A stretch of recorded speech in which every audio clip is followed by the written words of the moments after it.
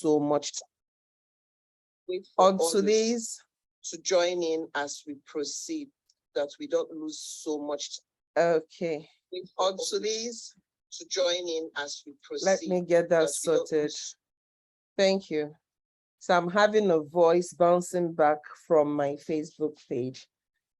Thank you so much. And then we'll just start and wait for others to join as we proceed so that we don't lose so much time.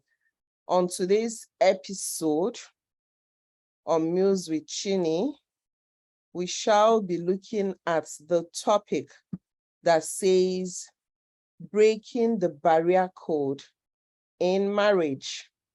Breaking the barrier code in marriage. We have low turnout today, but I hope so many other people will come in and then we'll get started. I wouldn't want to keep you waiting further. Breaking the barrier code in marriage. And as you know already, I am your host, Chine Nwobi.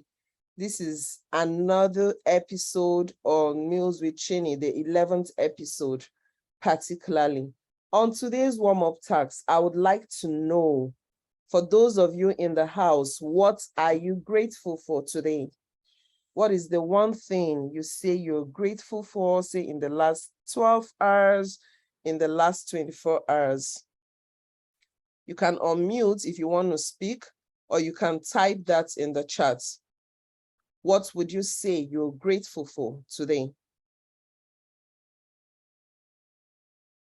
Okay. So I'm waiting. Nancy, Amaka, Christian, are you here with me? Okay. Hello.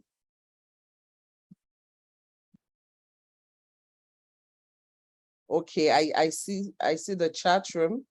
So yes, I am here.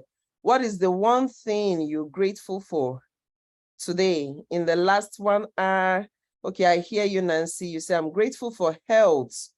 Okay, that's great. That's great. What are you grateful for? So if you're grateful for health, the next question I would like to ask is, you need to identify what exactly about your health are you grateful for, and what did you do? What was your contribution to make that happen? What was your contribution to make that happen? I always like to start with this activity because science have it that if you are able to identify that which you are grateful for and the effort you put in, what you contributed to making that happen, then you increase your level of happiness.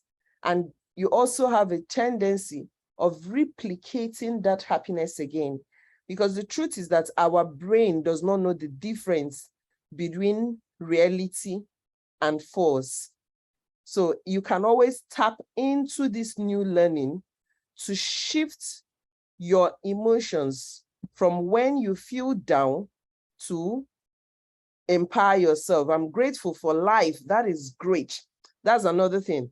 But what is one thing that is not within your power? Because life is really not within our power. What is one thing that is not within your power that you are grateful for? Something you contributed meaningfully to happening. Okay, I give you a clear instance. For me, I'm particularly grateful to be here today doing this. Why did I say that? I am actually in a different time zone with you all, and my time zone in itself is enough for me, is enough not to permit me to do this today. So it is very easy for me not to show up. And I guess that's why we also have low turnout today, because by the time I realized, oh, Nigerian time, and then my own time zone, I've not sent out the link, voila. But that was enough to stop me to say, okay, give up today. But I say, nonetheless, even if we're two, we have the class. Even if we're two, we have the class, because really, My message might just be for one person. My message might just be for one person.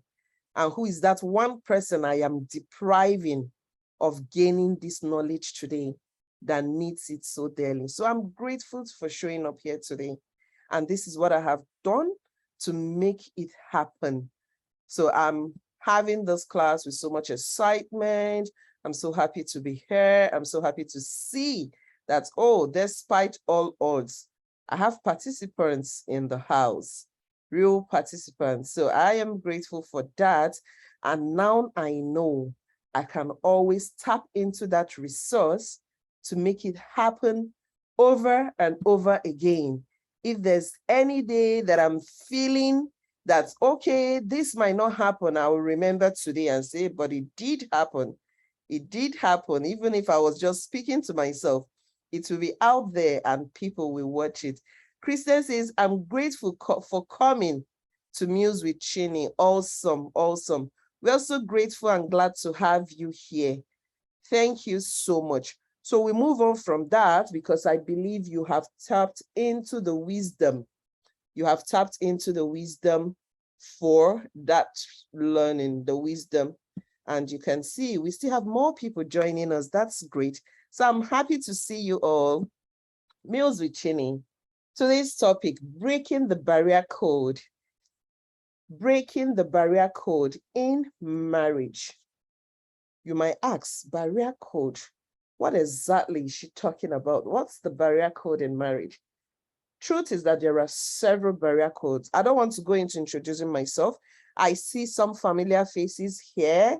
So okay, I would just say I'm a marriage and a family coach that draws expertise from different disciplines in order to bring your marriage, life, and family to a place of relaxation, readiness, and responsiveness to take charge of your life for a blissful existence and a life filled with serenity.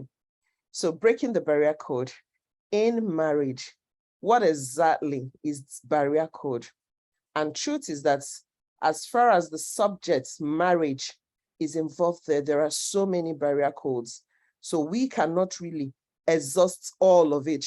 There are different areas that, help barrier codes in marriage. And then I've just categorized it under an acronym that says B.R.E.A.D.S. B.R.E.A.D.S. What B.R.E.A.D.S stands for belief system. R stands for relationship. E stands for education, A, attitude, D, determination, and S, serenity. How can this contribute to breaking barrier codes in marriage or even marrying marriages? How can it contribute to grow the marriage? Because why do we want to break barrier code really? It's in order to thrive. It's in order to have serenity. And all this contributes. Belief system is about the thoughts we embody. Some could be limiting, some could be empowering. The relationships in our lives could also serve as a barrier code in our marriage, which could break or make our marriage. The level of education that the people in that marriage have attained is also a contributing factor.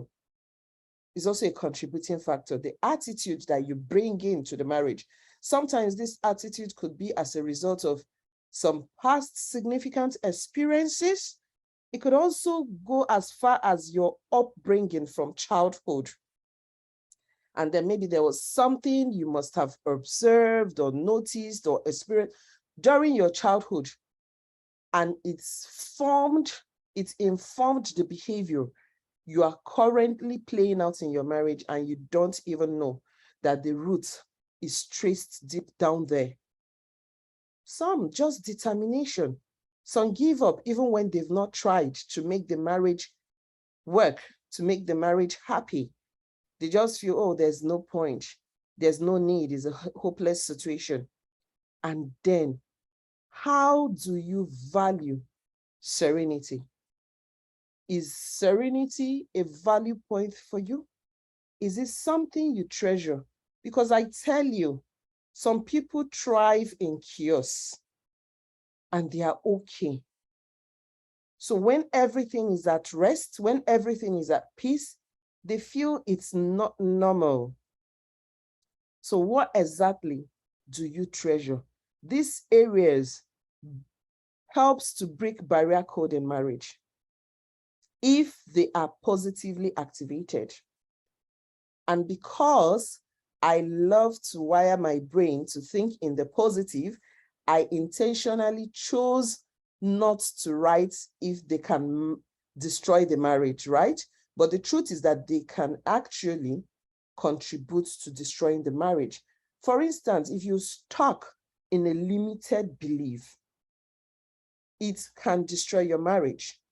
If you don't have healthy relationships around you, it could be even in the family system, the dynamics of the family system, from the family of your origin to the family of your in-laws, now extending it outwards to the family of your community. Now we're speaking about friends and maybe your co-workers, your colleagues, your church members. Those relationships, if not properly managed, can become a barrier code in your marriage. But if managed properly, it helps to break the code. Now, education system, you find out that in some marriages, the couple are not at par with their level of education or their level of exposure. So it have a way of destroying the marriage if not properly handled. That is why there's this mentor of mine that likes saying that happy couples learn together, so they grow together. When we say education now, be mindful that I'm not referring to just certificate. So you could have a spouse who is doing well as an entrepreneur, probably did not go up to the high levels of university, got some level of education, maybe up to secondary level, or even some high form of degrees, but is open to learning. You find such a spouse willing to come in for seminars, for workshops, to read books. Obviously, the person will be growing intellectually. And the person can be at par with your own level of education. So the gap in education can be a barrier code in marriage. The attitude you bring to the marriage, the determination you carry, you embody, because who can save a marriage that the parties involved have given up on? Or how can one save a marriage that his or her spouse is determined to destroy? So the determination counts. And then to what level of serenity do you desire as a person, as a couple? What level? It is the level of serenity that would open you up to learning and growing. The level of serenity you desire. Sometimes I have classes like this, and I actually have my spouse sitting in and listening. And that's because we both desire what? Peace. We are both open to learning that makes our marriage thrive. So this is something that can break a marriage and can form a barrier code to the marriage. But we cannot explore all that on this learning today because we have limited time to manage. So we'll just be looking at barrier system for today. We'll be looking at barrier system for today because this is a full course on its own. If I'm to expound on these 6 articles, it's a full course on its own. So barrier system, what exactly is a barrier system? It's a set of principles that helps us interpret our everyday reality. So everything you do on a daily basis, the life you live is guided by principles. And these principles helps you interpret what is happening in your world. These principles are what can be termed as your belief system. Sometimes these principles are not empowering. They are not positive. Sometimes they are positive. When the principles are not positive, definitely your interpretations of your everyday reality becomes the negative. I give a clear example. Maybe a couple in marriage where, for instance, it's late. Let me use the word late because late could be subjective. I don't want to give a time frame now. And your partner is not yet home. And the first thing that comes to your mind is, oh, the partner is in a place, either maybe living a careless life, or the partner is in a place drinking, or is with women, or is with a man, or something like that. Because even some men are threatened when their wife have to go for business meetings. They begin to think, and oh, who will be the set of people there, as if they're just going to create a ward filled with only women. They really don't give that expansion for their spouse to thrive. And for some women too, they don't even want their husband to even say hi to a female figure. But is that word real? So if you have this belief system that anytime your spouse is exchanging pleasantry with someone of the opposite sex and that person is misbehaving, then you will always interpret events wrongly.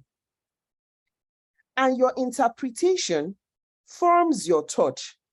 Your thought controls your emotion, and your emotion determines the behavior you will put forward when you come face to face with your spouse.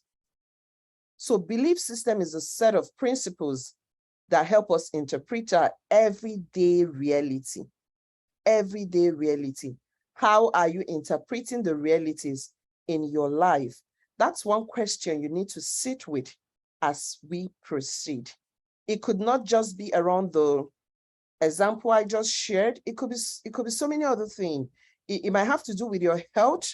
It could have to do with your parenting system. It could have to do with even your faith, your belief. How have you been interpreting your everyday reality? You need to sit with that question as we proceed. Belief systems are structured around our perception and the actions we take. Our belief system controls both, because our perception is just the way, our view of things. And you know that perception differs. We both can be looking at a thing and we can see different things. We both can be looking at a situation and we can make different meaning out of it. How is it possible that we make different meaning out of it? It is a function of our belief system. Because our belief system is what controls how we think and what we think. And in turn, that controls the way we feel, which is our emotion. And your feeling feeds your attitude, feeds your behavior. So you want to ask yourself, what exactly do I want to achieve? I want to achieve peace. I want to achieve serenity. Okay, so what am I thinking around this equation of peace and serenity? What actions am I putting forth? What are the behaviors? How am I behaving in order to achieve this? If the actions, if your behaviors or your contradicts your thought, or your thoughts contradicts your behavior, then you already know that you can never achieve serenity. So what do you need to do? You need to work backwards and say, how do I need to now start behaving to achieve this? Because your ability to understand how you should start behaving to achieve that peace you desire in your marriage, that peace you desire in your home, goes a long way to redirect your thought and in turn affect your belief system. It's important to know that some of this belief system is in our subconscious because some of them are ingrained right from childhood. It could be the way we saw our parents live their life. That was why I said your family of origin. It could be what we've been exposed to, the environment. It could be the experiences in life, either as a child or even currently or even presently, even as an adult. They all come together to form a powerful belief in us, which could either be empowering or disempowering. That is why we constantly need to watch that. So there's so much power in our belief system because it controls what we do. But if you understand this, then you can manage your belief system and always shift your thought when it is not serving you, when it is not serving the purpose. Our belief is actually a function of truth and knowledge. You see, there's this intersection here. If you can see my screen, there's this intersection here. So we have the belief and we have something we call truth. In the middle of it is an intersection called knowledge. This knowledge is just all encompassing because in knowledge are things that are not yet, I call it the poorly justified truth, which is just sitting somewhere around here. There are some things we have heard, we have seen that have been sold to us that are poorly justified.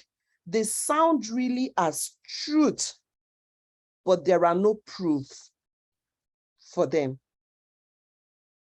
And that is why I have this other second circle here, this other chart here to further explain to you. So knowledge sitting in between here is what we should seek because there's a justified belief in something that is not true. That is why you see some people argue a thing that really is false and they can bring you close to the conclusion that yes, this exists. There's also a true belief that cannot be justified.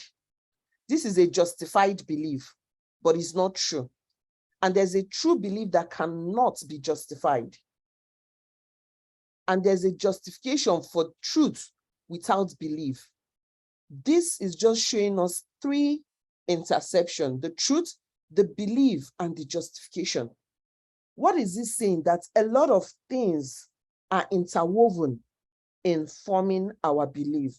That is why a person can be either ill-formed or well-formed. Because in us are all shades of good guesses, nonsense, false truth, denial, even false positive, and knowledge, which all are sitting at the root core of our beliefs. If you don't understand this fundamental,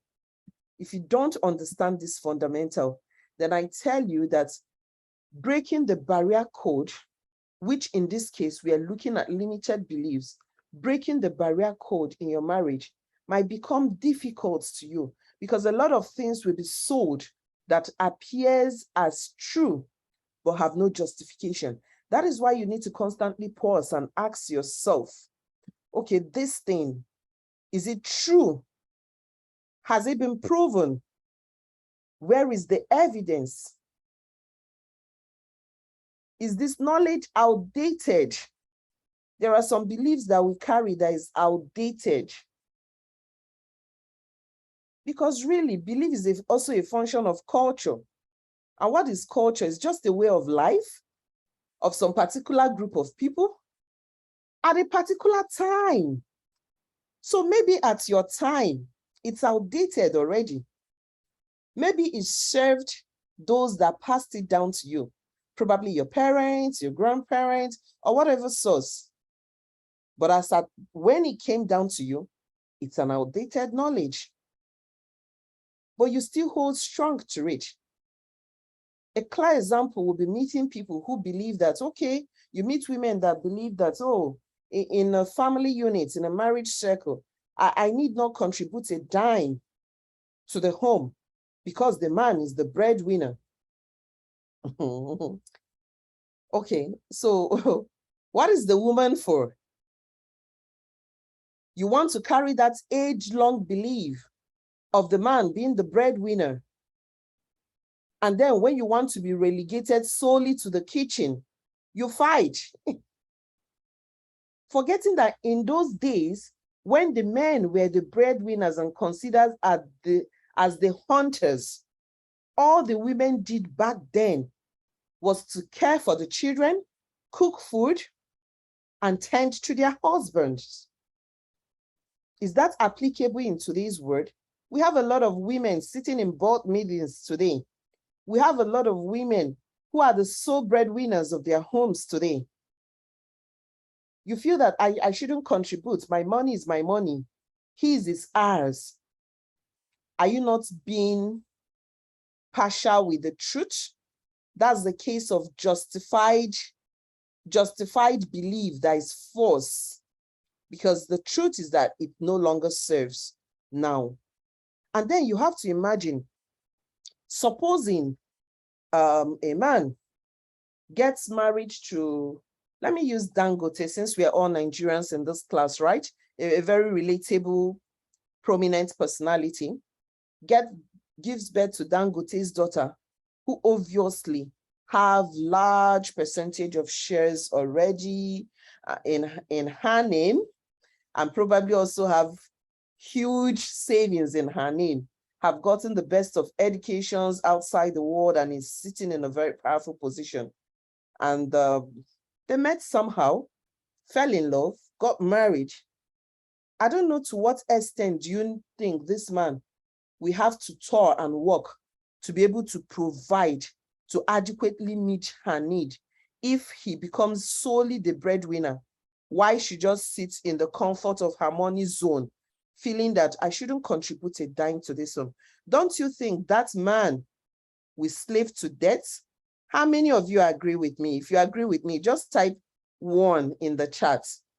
Don't you think that such a man will slave to debt? And this limiting belief, hello, if you agree with me, I would like to see your 1 in the chat. Because this limiting belief, thank you for that, thank you. This limiting belief had held this family down and becomes a barrier code. So we're looking at limiting beliefs because we want to understand how to break it. That's the core thing. We are not just here to talk. How do we begin to break such beliefs? Limiting beliefs are beliefs that are not serving us. They come in form of stories we have told ourselves about us or the world. And it limits us. When something is limiting, it hinders you. It stops you. It stands in the way. It limits us in some way in achieving our reality. For a lot of turbulent marriages, a lot of home in chaos, it is difficult to sit with a couple and you are not able to identify the belief system that is going on there. Most times not serving them. Even in our individual lives, when people are stuck, there's an element of belief playing out there, because it's a story you have told to yourself, either about yourself or the world, and it is keeping you bound. It is holding you down. And that is why we want to look at how to break it. But before we learn how to break it, what are even some common limiting beliefs in marriage? Because if you don't know that this is limiting, how would you know if it's currently playing out, either in your life or in the life of someone you know? Because you're in this class today, not just for yourself, but to help the world. And that is why I say that this message might just be for one person today. One of it is, I am not enough. I need marriage to be whole. Well, that is one sad thing, one sad belief that people have told themselves. And that is why you see people in marriage believing that their spouse should be the source of their happiness, should be the engine of their happiness. And you hear people saying, I'm depressed. And then when you begin to troubleshoot that depressed, you're finding out that it's hinging on something that they need someone else to do in their life because they feel inadequate. They feel they are not enough. When you believe you are enough, you will know that you can always get up and do something. There's always something you can do for yourself to make yourself happy. Marriage is good. Marriage is sweet. Don't get me wrong. I am not advocating against marriage, but when you begin to think that it is only when you are married that you become whole, then I tell you, this has been the source of many erroneous marriages. The source of many erroneous marriages. The source of many turbulence too in marriages today. And then some people are in marriage and they just feel this marriage is a scam. Marriage don't work out. Who told you so? You've not put in the work. Because people who think this way feel that marriage serenity should happen as a result of doing nothing or magic. Some people will tell you, oh, you are very lucky. Lucky as who? Marriage is intentionality. And when you intentionally work on your marriage, the marriage becomes the bed of roses, right? Like they like to say. They say it's not a bed of roses, but I tell you, it can become a bed of roses because there's this other adage that we don't always like to use, that the way you make your bed, you lie on it. And that's to tell you that you have to be intentional. You have to put in the work. You have to make your bed. So when you make it right, you lie on it right. Something that, oh, you chose the wrong person. In the Institute of Family System Engineering, we love to agree that there is no wrong person and there is no wrong marriage. What happens in marriage when there's difficulty, when there's turbulence, when there's chaos in marriage, when there's conflict? Conflict in itself is not a bad thing. It's the way you handle it. In marriage is a factor of two confused adults who are in marriage. It's not the marriage itself that is wrong. So these two adults have not found themselves. And sometimes you find one adult who have found he or herself, but with someone who is still confused. And that brings about the conflict. And when they fail to understand how to manage this conflict, it escalates. There is no wrong person. In every human is something good. In every human is something good. Are you looking onto the positive? That's another question you want to sit with. Successful marriage is by luck. No. Successful marriage is by intentionality. You intentionally build your marriage, both of you. You work towards it. You take learnings. You go for seminars. You agree on what you want. You have a common vision. You have a common goal. You know where you are headed to. You're guided by your family constitution. You don't live out of the ways. You respect boundaries and you keep expectations real, and so many other factors. When you do all this, I tell you, you have a successful marriage. It is the duty of my spouse to keep me happy. Well, this is another confusion, and I think we have tackled that. No, it is not the duty of your spouse to make you happy. Can your spouse contribute to your happiness? Absolutely. That's why you have each other, because part of what marriage does is that it gives you someone to share your life with. It gives you someone to share your life with. There's companionship. But when you begin to see that without this person, I can't be happy. Is this person's my spouse needs to commit to making me happy. You've just set an expectation that you set yourself up for failure even before you start. So I'm too tired or too busy to do all the work of change. So for people who probably are close to dead ends or are having conflicts already, some of them give up. You are in session with them and you just keep hearing, I don't even know what to do again. I've tried everything. Hello. If truly you've tried everything, then something should be working. The fact that nothing is working shows that there's something you have not tried. So why can't you be open to change? Some people are even resistant to seeing a coach, seeing a therapist, even when they are going through turbulent times, that they know they are stuck. They know they have this problem, but they are not willing to take the next step. And some people only look for free services on the internet. The internet, by the way, is good, have a lot of informations, but is it sieved? Is it sieved? Because not everything on the internet is good for you. Not everything on the internet is true. And there's nothing as healthy as sitting with a seasoned professional to take you through a journey. Because we all do not know everything. So when you're going through a process of change, you just might need someone, a transitional phase in your life. You need someone to handhold you to walk that journey so that you walk it with ease and you get to a place of bliss. That is one thing we fail to understand, especially in this part of the world, especially in this part of the world. You hear things like, oh, coaching is too expensive. What is the cost of your trauma? What is the cost of your conflict? That unrest you're going through, have you tried to quantify it? I bet you it's more expensive.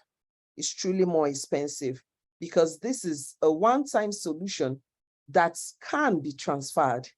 It's a knowledge you can transfer to people around you, to friends and family, to your children, even if well learned and mastered. So never be too tired or too busy for the work of change in your marriage. My spouse will never change. Change is constant and we all change. Every human change, either deliberately or undeliberately. We all change. And the truth is that if you are not doing something intentional to bring about the change positively, the change will still happen and probably not to your advantage. So what if I try and it doesn't work? Why not try first before you give up? Why not try first before you give up? My spouse is the problem. It's very quick. We're very quick to seeing what is in another person's eye, and we want to take it out without looking inward. 3/4 of the people you will meet believe that the problem is coming from their spouse.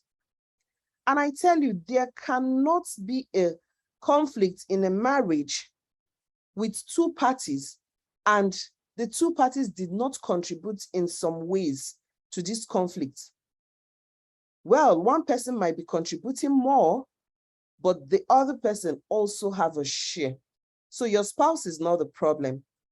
If we can learn inwards and identify the parts we play in that equation and become the change we seek to see, then we just begin to get closer to the solution we are seeking.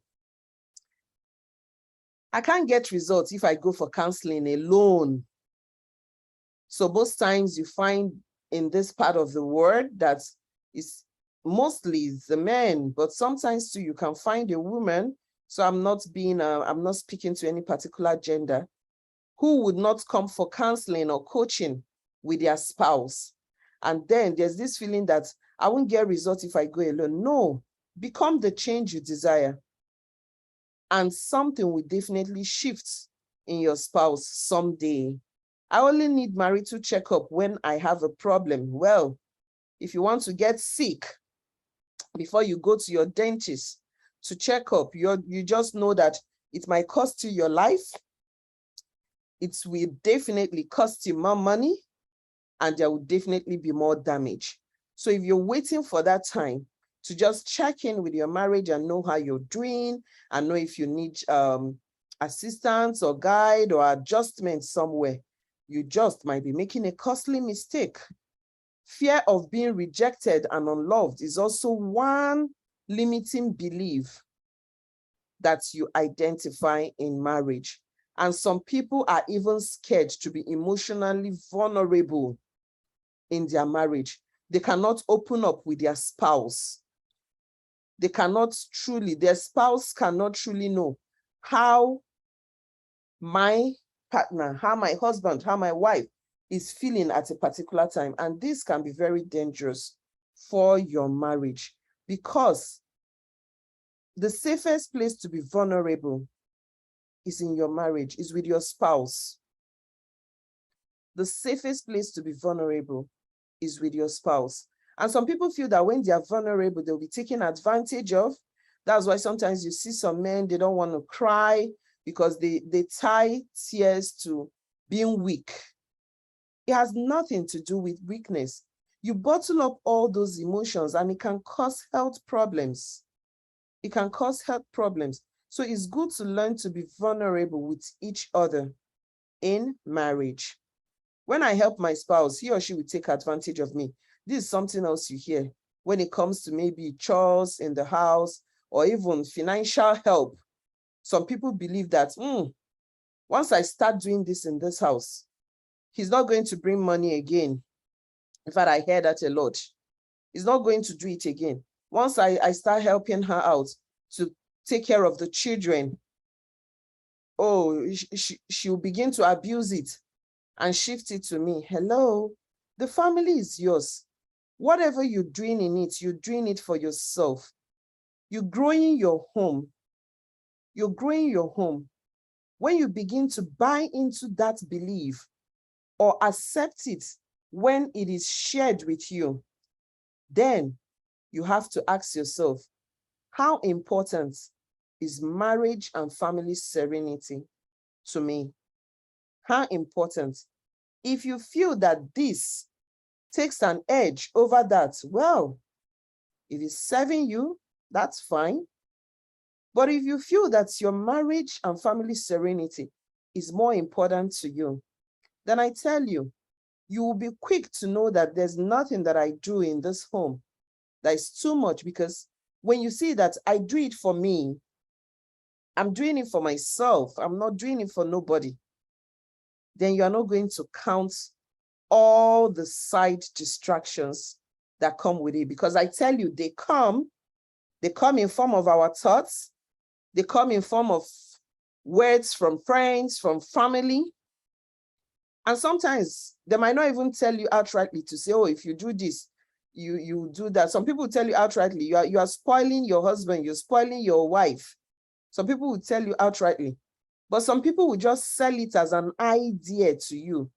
Why not do it this way? Or why not do it this way? It's left for you to always question that, knowing fully well that all this form a belief in you. What do you hear? Relationships, those you expose yourself to, your environment, your significant experiences, your upbringing, family of your origin, that of your in-laws, all of those informations come together to form a belief in you. And your belief directly impacts of your interpretation of your reality. So you need to always check it and kick out beliefs that are not serving you. You need to always check it and kick out those beliefs that are not serving you. Now, this is a peep at childhood. Trauma at childhood. You can see that an adult apparently peep into a hole. Maybe there was a traumatic experience at childhood. This can also hold us bound and create some beliefs in us. It makes you not to show yourself to the world. You keep hiding under this, behind this shadow. And there's a mask, because some experiences in life, particularly at childhood, is so ingrained in us that it needs to be intentionally taken out for us to be whole. And these traumatic experiences or pains form a core foundation of our beliefs. And I tell you, if not broken, it stands a large chance of breaking your marriage. Some people in marriage today are not whole. They are hurting, they need healing, and they don't even know it can be traced back in their childhood. I once had a client of mine who I coached, who, as at the time we resumed our coaching, the wife have left home, moved out of the home with their only child. And the issue with which he came for coaching with, he was surprised to trace it back to 5-year-old. He was 5-year-old when the roots of that was planted in his life. And at adulthood, 30-something, as at when we met, it was creating a pattern that he clearly does not want, but cannot stop. And this pattern was sabotaging his marriage. But thankfully, into our third, fourth session, the wife returned home with a child, and he is currently at a wholesome place. So it's important to always check this to know what is happening, because our conditioning builds experiences in us, which brings about our attitude and the value system we carry. And this value system in turn becomes our beliefs. It is important to know that. And limiting beliefs keeping your marriage stuck with what you have learned so far about limiting beliefs. You need to answer this question. You don't need to put in the chat, except if you want to. Are limiting beliefs keeping your marriage stuck? Is there someone in your life, a relative, a friend, a neighbor, that you can categorize under any of these beliefs we've shared? And I want to say at this point that the beliefs we've shared are not limited to them. There could be more, but for the purpose of this learning, we kept it at that. Are they keeping your marriage stuck? Then you want to break the code. You want to break the code, because these limiting beliefs don't keep us bound. We are not bounded by any rope in life. We are bounded by our own belief. We are not tied anywhere. So let's get rid of the limiting beliefs. Let's get rid of it. And I present to you a model of reframing your limiting beliefs in marriage. And I dare say in life in general too. I call it the eyes it model. Once you have identified that belief, you want to eyes it until it froze to death. You don't want to leave it to grow. The idea stands for identify. That's the first thing. And that's what we just did. You need to identify what limiting belief do you have about your marriage, about yourself, about your spouse, about your life in general. What limiting belief do we have? It's funny to know that we all have a limiting belief. We all do. I inclusive here. That is why it's important to find it. No amount of knowledge just jacks you off limiting belief. Just that for some people who have become conscious of it, they keep reducing it to the barest minimum. That is why you need to constantly identify them so that you can reframe them. And this model will help you in that reframing. When you've identified the belief, then you need to begin to challenge that belief. That's the C. Challenge it by questioning it. Where is the evidence? Who said so? Is it still relevant? Is there a proof? Is it outdated? Is it serving me? You challenge that belief by questioning it and you make a choice. Because all these questions you're asking is feeding you back with answers. And these answers will help you make a choice. If it's not serving you, then you want at this point to begin to tweak that belief, reframe that belief to serve you. That is why you get to the point of empowering belief. You change it, you make it serve you. I am not enough, like who? Enough, just like who? What's the yardstick for measuring? Say to yourself, I am enough and adequate. I can achieve all that I set my mind to. If you need to write it and paste it around, just as a primer, do so. But say to yourself that you are enough. And get an empowering belief. That's what this is. E. You want to get an empowering belief at this point that you have identified it and made a choice. You want to find a belief that serves you, a belief that empowers you. When you have found that belief, you go further to the next I, which is improve. You improve on that limiting belief. Sometimes you need to discard it completely. Like the example of I am enough. You changed it from I am not enough, right? So sometimes what you need is not change. Sometimes you need a total overhaul. You need to completely discard it and bring on a new belief that is serving you. Sometimes you just need to tweak it a bit. But most importantly, ensure that you are improving on it to get an empowering belief that serves you. And now you transform it, you change it, you turn it around for yourself. You also transform yourself.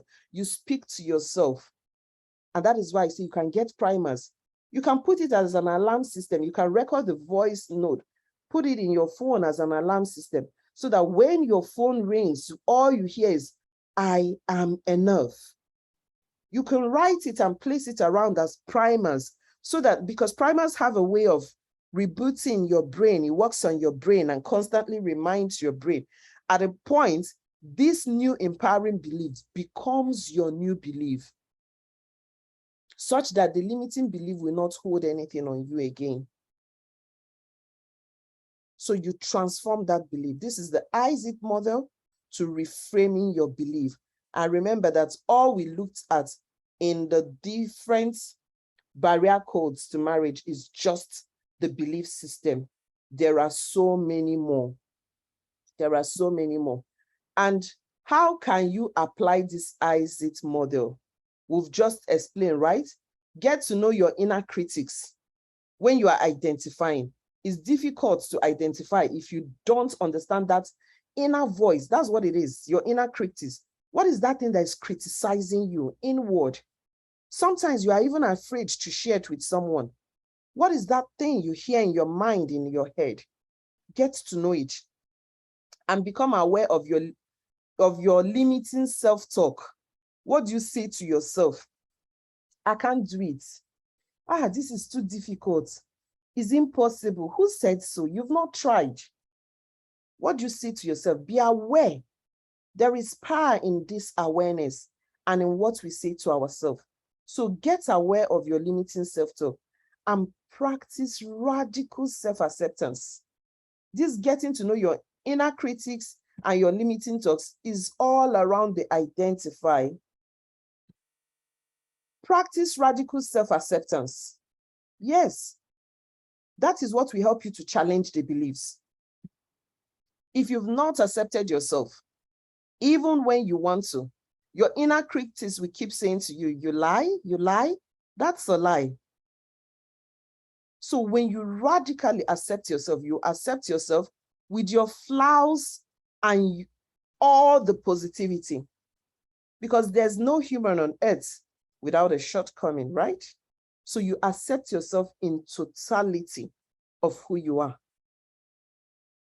You choose to stop buying into the beliefs by getting an empowering belief. That's what is happening here.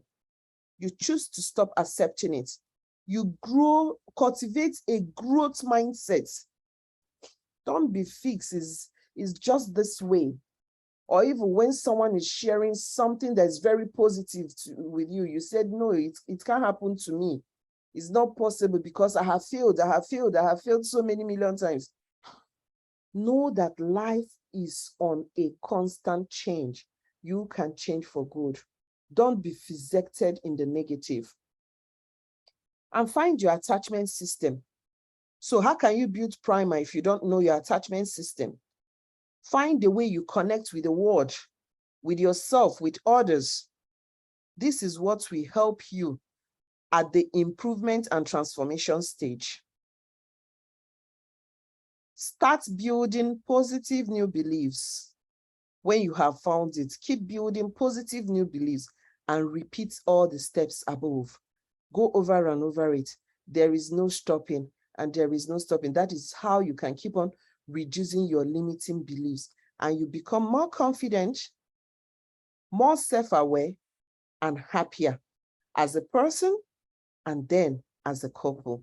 Because if you don't love yourself, it is close to impossible to love your spouse. It is close to impossible to love your spouse. So, do you know that once you become fearless, life itself becomes limitless?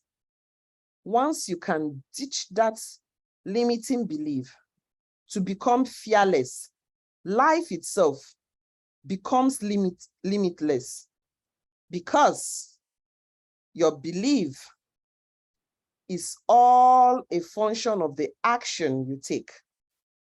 This action breeds your behavior that yields the results you get in life.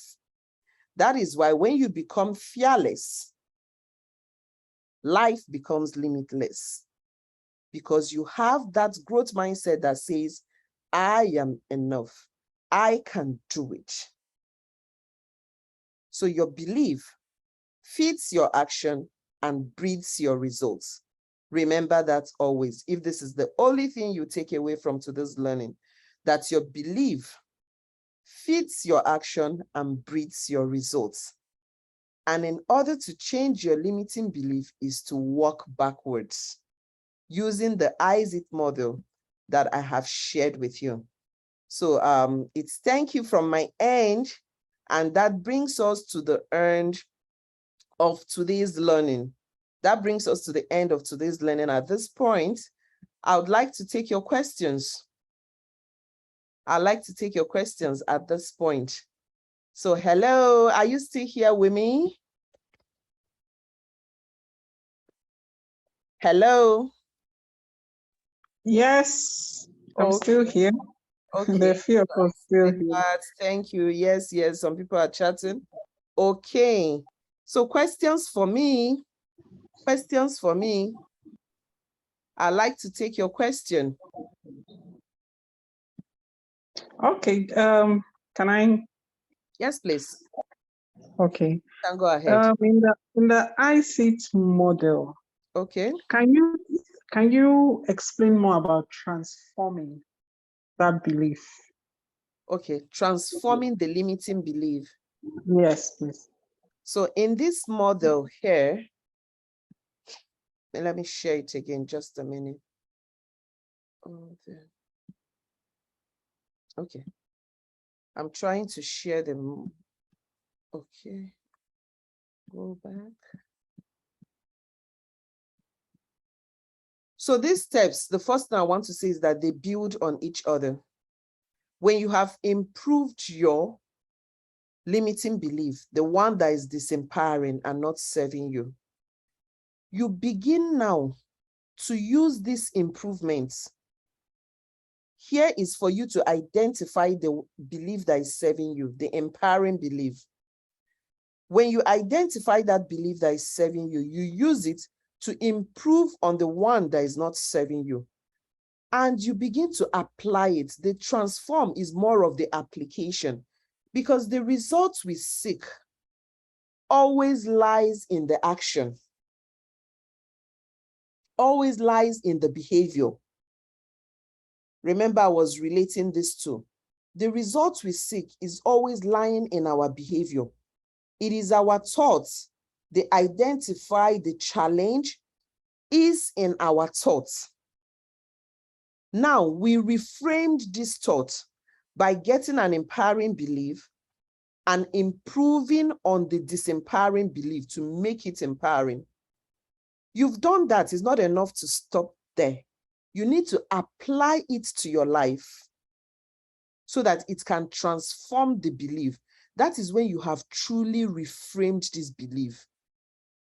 Some people stop just at this point, the E, the empowering belief. Because, they've sat in so many coaching, so many webinars, and they just say, okay, you need to change your limiting belief, find another one that is serving you. Okay, you found it, what next? That was why I went ahead to say, get primers, get reminders. It could be a voice note. Make it your alarm system. It could be a cardboard. You write it and place it around you. Just something that can remind you. You can make a bracelet that says, I am enough. Whenever you see it, it sends a signal to your brain. So what we're doing here is to rewire the brain. Because I said from the beginning that your brain does not know the difference between reality and the made-up story. So whatever you say to your brain is what your brain believes. So if your brain has been accustomed to saying, I can't do it, I am not enough. And right now, all around you, you have primers that is helping you to transform. Primers that is now saying that I am enough. I can achieve and do anything I set my mind on. And you say it out constantly. You share it constantly. With time, even your brain will begin to believe it. And that now becomes your new belief. That is when you can start enjoying that freedom, that peace, that serenity that comes with it.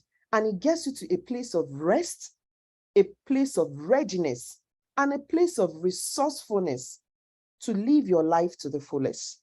I don't know if that explains it or if you want me to shed more light. No, that explains it very well. Thank you so much. Okay, you're welcome. Is there any other question? Please, if you're here and you want to get this recording, I'm sharing a link in the chat. If you have registered before, be rest assured you get the recording. There's no need. But if you have not registered before, please register using this link in the chat so that you get the recording of today's webinar. So you get the recording. I've just dropped the link in the chat. So you just want to click on it and register. You get today's webinar recording. And thank you for coming on this episode. Do we have any other question? Because in the absence of any other question is thank you from my end, and thank you for coming on board. It could be a question, it could be a comment. Okay, I hear you, Juliana. This was very enlightening. Thank you for all you do. You're welcome. My pleasure. My pleasure. It could be something you learned. It could just be a comment. It could be something you want us to improve on. We're open to sharing. So let's hear you talk to us if there's any. Okay, thank you. Thank you, Chineye. That was a great expose. I mean, of course, I'm a coach myself. Absolutely. And I know about the limiting beliefs and all that, but I like your framework, this framework that you have created. Mm-hmm. And it makes it easier to remember and apply. Mm-hmm. So thank you very much. I've just filled the form, and Okay. I noticed that there are options for those married up to 6 years and then 25 years. So what happens to those of us that are 30 years plus? We still need help. Don't discount us, please. Okay. Okay. Thank you for that feed forward. Maybe I will just include it. That does not mean I don't provide help for people in that category. I It's just know. that yeah, I focus on this niche because I see it to be more problematic at this stage. But if I get people coming in at that age, why not? We're here. We're here. The most important thing is to bring you to a place of serenity. So yes, I'll include that in the form if that makes you happy. Thank you I'm so just teasing you, but yeah, much. please Yes. include it so that we feel included. I know we are. Okay. You'll be Okay. amazed at how many people who have been married for so long have problems. Mm, Some 65-year-olds to 70-year-olds thinking, why have I wasted my whole life with this person? wow. And wishing they could get out. Mm, Yeah. I've seen a 70-year-old insist on divorce, and wow. nobody could tell her otherwise. Wow. Okay. You know, so I hear you loud and clear on that, and yeah, we always have that it issue will of be people keeping included. silent because they think that because they're older Mm, and if they have issues, they should learn to deal with it and not seek help. mm. You know. Okay. Well, anyway, thank you so much for this. It was really Okay. enlightening. You're most welcome. It's my Okay. pleasure. Anytime, any day. And please share our link. Share our link with friends and family so that they will join us in, so that they will join in anytime. There's so much happening here, and it's free for now. It's free for now. For me, it's about the impact, one person at a time. So let them come in and gain this knowledge. It's better we provide these services than when everything is crumbling. So please share this link with friends and family and invite them on music tuning that takes place bi-weekly. Thank you so much and have a wonderful night rest. Thank you for coming on board. So I see you, Lola. You said you want the recording. Please just register using that link. Please register using that link. Thank you, and it's bye from my end. Bye.